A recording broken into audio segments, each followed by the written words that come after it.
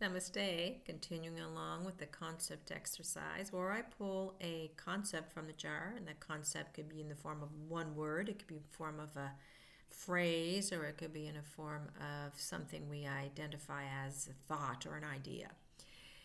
It is a way of showing us, I guess, this little exercise of how limiting concepts are, because what these concepts tend to point to are something that really are things that are really inexplicable, that cannot even be understood by the human mind. Yet here we are trying to put all this infinite and mighty something or non-thing into a concept so that we can understand it in human form, when really it is something that really can't even be explained. So anyway, that's what this little exercise helps me to see anyway as I progress through it.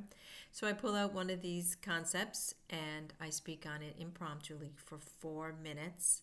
And whatever I do here, whatever I say here gets put up. So if I stumble over my words or go blank or mix up everything, or if I look like I do now, it doesn't matter, because it's not about this me that is actually doing the exercise. It is about that knowing, I guess, that exists in all of us beyond the personality and beyond the mind. Anyway, I am going to pull it a concept right now. And discomfort. So I'm going to take a deep breath and exhale. And my term is discomfort. What is discomfort? Discomfort is the opposite of comfort. The prefix is dis, the word root is comfort. So it is the opposite of comfort, or not having comfort. And we live in a society, or in a culture, or in a world that thrives on comfort. Everything is about being comfortable. We've advanced so much technologically and scientifically now that we can have comfort in an instant. We do not have to chop wood to keep our houses warm. We just have to flick a switch. We do not have to go out to the river and drag pails of water into for drinking. We just have to turn on the tap. We do not have to walk miles to go see somebody. If we need somebody to help us or someone to just visit with, we can flick on a button and see them and talk to them over the internet. So we live in a world of comfort, a world that really supports this idea that it's all about me and how comfortable I am. So when we, as human beings who love pleasure, who strive for pleasure, and do everything we can to avoid pain, experience something that is not pleasurable, experience something that takes us out of these comfort zones we've created, we call it discomfort. We call it bad, wrong, shouldn't be. At the same time, we say it's discomfort, because we come to believe that anything that isn't comfortable is bad, wrong, or shouldn't be. It shouldn't be a part of our human experience. We should be comfortable all the time. We should be safe and warm and, easy access to the comforts of life all the time. And when, for example, you get so used to a hot shower and you crawl into your shower at night or in the morning, whenever you take it, and there's no hot water, that is discomfort. And that becomes almost a major crisis for us, doesn't it? It's like we are so used to comfort that anything that is remotely lacking in that comfort becomes discomfort. It becomes a bad, wrong, shouldn't be in our human experience. We strive for comfort, we strive for pleasure, and we do our best to avoid anything that is unpleasant or uncomfortable. We want to stay in these comfortable comfort zones. But who wants to stay in these comfortable comfort zones? It's the ego that wants to stay in these comfortable comfort zones.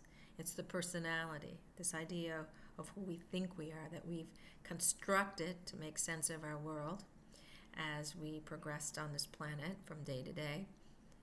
But it is not who we are that seeks this comfort.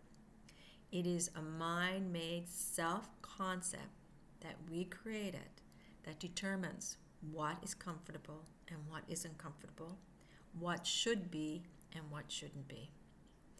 So when this ego of ours tells us, this part of our mind convinces us that this should be other than the way it is, that this lack of hot water when we crawl into the shower is something that shouldn't be, then the discomfort we experience at those moments are much greater than they have to be. Whether there's hot water in the shower or cold water in the shower is so totally irrelevant in the big scheme of things, is it not? Because that shower, that person about to jump into the shower, is one tiny, tiny microscopic dot, if you want to think of it that way, on a tiny microscopic piece of salt floating around a solar system, around a large star that takes 1.3 millions of these planets to be filled.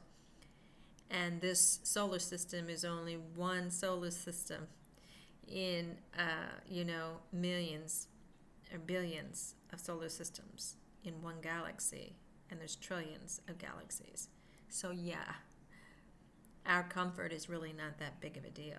Our discomfort is not that big of a deal.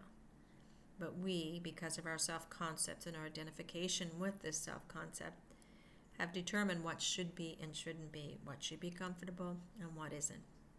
We seek comfort, and when this ego doesn't get what it wants, it's called discomfort. And we build up that tiny bit of discomfort into full-fledged suffering because we focus so much on it and forget who we really are at the deepest level. So the person that feels discomfort is just the ego. It is not who we are. Who we are is that which is witnessing and observing this personality, this ego experience discomfort. And that thing within us that experiences this and observes this and witnesses this is not ever, ever uncomfortable, does not know the meaning of discomfort or comfort. It is above all that dualistic thinking, all that right and wrong thinking, and it simply observes a human being experiencing one of the many facets of life on both spectrums, the spectrum of comfort and the spectrum of discomfort. Anyway, I went way over again. Forgive me. I'm not using my timer, but thank you so much for listening anyway. Namaste.